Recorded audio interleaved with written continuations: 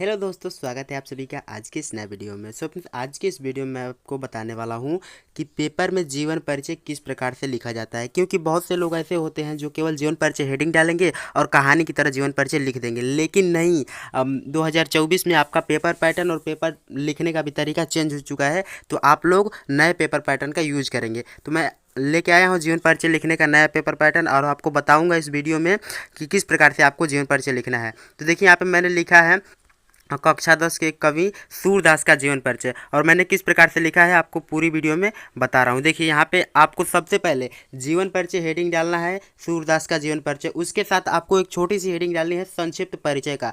ये इतना इंपॉर्टेंट है क्योंकि पेपर में जो एग्जामिनर होता है वो आपका पूरा जीवन परिचय पढ़ने नहीं जाता है। यदि आप इतना ही सही से लिख देंगे तो आपको पूरा टोटली नंबर अच्छे से मिल जाएगा। जैसे कि आपको संक्षिप्त परिचय एक हेडिंग डालना है और उसमें जीवन परिचय में आप जो भी चीज़ लिखेंगे, जैसे जन्म लिखेंगे, पिता का नाम, माता का नाम, जो लिखते हैं उसी तरह आपको संक्षिप्त परिचय में लिखना है। जैसे कि यहाँ पे दिया गया नाम क्या है, तो सूरदास है। इनका जन्म कब हुआ था, तो 1478 में हुआ था। कब हुआ था, 1478 में। और इनका जन्म स्थान कहाँ है, रूनकता गांव है। मतलब कि आप कहानी के फॉर्म में जिस प्रकार से लिखते हैं सेम उसी को टेबल के फॉर्म में आप लिख दीजिएगा। और फिर इनके पिता का नाम क्या है, तो पंडित रामदास है। और इनके गुरु कौन है, आचार्य वल्लभाचार्य हैं। और इनकी कृतियाँ कौन सी है, तो सूर सागर है, सूर सरावली है और साहित्यिक लहरी है। और यहाँ पे इनकी मृत्यु कब हुई थी, तो 1583 में। आप लोग ये गलती मत कीजिएगा कि आप सबसे पहले जन्म लिख दीजिएगा और उसके बाद मृत्यु लिखिएगा। नहीं, आपका नंबर कट जाएगा। आप जन्म पहले लिखिएगा और मृत्यु सबसे लास्ट में लिखिएगा, ये आप ध्यान रखिएगा, ठीक है। यही जीवन परिचय लिखने का नया टेक्निक है, ठीक है। अब देखिए, जब आप टेबल के फॉर्म में ऐसे लिख लेंगे तब आपको थोड़ा सा कहानी के फॉर्म में लिखना है। जैसे जीवन परिचय हेडिंग डालेंगे और जिस तरह से आपने टेबल के जैसे लिखा है आप उसी को कहानी के फॉर्म में लिख दीजिए, बस जीवन परिचय कंप्लीट हो जाएगा। जैसे यहाँ पे लिखा गया है कि महाकवि सूरदास का जन्म 1478 में रूनकता नामक ग्राम में हुआ था।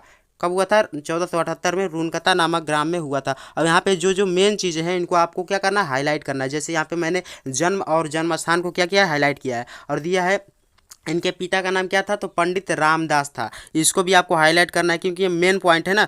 तो जो जो मेन पॉइंट है आपको हाईलाइट कर देना है। और उसके बाद से सूरदास जन्म से अंधे थे या नहीं, इस संबंध में विद्वानों में मतभेद है। मतलब बहुत लोग बोलते हैं कि सूरदास जी जन्म से अंधे थे, कुछ लोग बोलते हैं कि जन्म से अंधे नहीं थे। अब यहाँ पे दिया गया कुछ विद्वानों का कहना है कि सूरदास जी ने श्री कृष्ण की जिन बाल चेष्टाओं का वर्णन किया है वैसा कोई जन्मांत अंधा व्यक्ति कर ही नहीं सकता। मतलब कि कुछ विद्वानों का मानना है कि सूरदास जी बाद में अंधे हुए, वो पहले से अंधे नहीं थे। जैसे कि श्री कृष्ण के जिन बाल चेष्टाओं का वर्णन किया है उस हिसाब से हम बोल सकते हैं कि बाद में अंधे हुए, ठीक है। अब यहाँ पे नेक्स्ट में आ जाते हैं हम लोग। दिया है कि सूरदास जी ने एक बार वल्लभाचार्य कौन थे, मैंने एक चार्ट के फॉर्म में अभी बताया कि वल्लभाचार्य उनके क्या थे, गुरु थे। तो वल्लभाचार्य जी को स्वरचित एक पद्य गाकर सुनाया।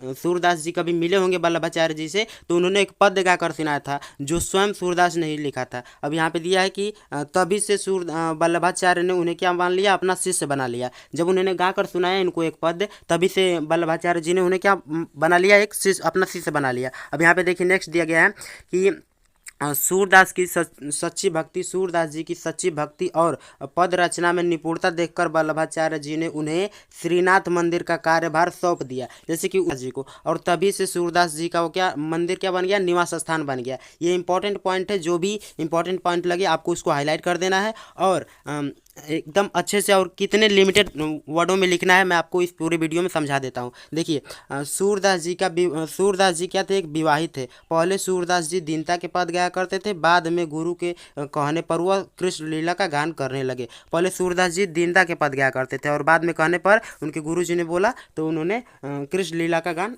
शुरू कर दिया। अब यहाँ पे देखिए, सूरदास जी की मृत्यु 1583 में पारसौली नामक ग्राम में हुई थी। ये देखिए 1583 भी इंपॉर्टेंट है और ये पारसौली भी इंपॉर्टेंट है, इसको भी आपको हाईलाइट कर लेना है। मतलब कि जो जो इंपॉर्टेंट पॉइंट लगे सबको आपको हाईलाइट कर देना है। अब देखिए, पेपर में आपसे पूछता क्या है कि सूरदास जी का या किसी का जीवन परिचय देते हुए उनकी 2 कृतियाँ का उल्लेख कीजिए। तो आपको कृतियों के साथ साथ एक और हेडिंग डाल लेनी है, उनकी भाषा शैली। जैसे यहाँ पे कृतियाँ हम लोग लिखेंगे, सूरदास जी की प्रमुख काव्य कृतियाँ निम्नलिखित है। पहली कौन सी, सूर सागर, दूसरी सूर सरावली, तीसरी साहित्यिक लहरी। ये क्या उनकी प्रमुख कृतियाँ हैं। और उसके बाद से आपको लास्ट हेडिंग जोड़ लेना है। ये क्लास 10th के लिए मैं बेसिकली बता रहा हूँ, 12th वाले भाइयों तो ऐसे लिखेंगे, उन लोगों को तो जोड़ना ही जोड़ना है। अब यहाँ पे देखिए लास्ट हेडिंग क्या है, भाषा शैली। उनकी भाषा शैली क्या थी, तो सूरदास जी ने अपने पौधों में ब्रज भाषा का प्रयोग किया है तथा उनका काव्य मुक्तक शैली पर आधारित है। उनके काव्य में किस शैली का प्रयोग किया गया? मुक्तक शैली का प्रयोग किया गया और उन्होंने ब्रज भाषा का ही यूज किया है। ठीक है, तो ये है जीवन परिचय लिखने की नई टेक्निक और एक चार्ट के फॉर्म में। जैसे कि ये चार्ट यदि आप खुद बना लेते हैं तो आपको याद करने में भी बहुत सिंपल रहेगा। जैसे आप इसी के फॉर्म में लिख देते हैं, जैसे सूरदास जी का जन्म यहाँ हुआ था, उनके पिता का नाम क्या था, उनका जन्म स्थान कहाँ है, उनकी रचनाएं कौन सी, उनके गुरु कौन से, उनकी मृत्यु, इसी को याद कर लेंगे तो आप कहानी के फॉर्म में अच्छे से लिख देंगे। तो ठीक है, मैं आशा करता हूँ कि आज का वीडियो आपको अच्छे से समझ में आया होगा कि किस प्रकार से किसी कवि या लेखक का जीवन परिचय लिखा जाएगा। तो आज के इस वीडियो में बस इतना ही। कोई डाउट हो तो आप कमेंट में पूछ सकते हैं। मिलते हैं अगले वीडियो में, तब तक के लिए धन्यवाद। जय हिंद, बाय बाय।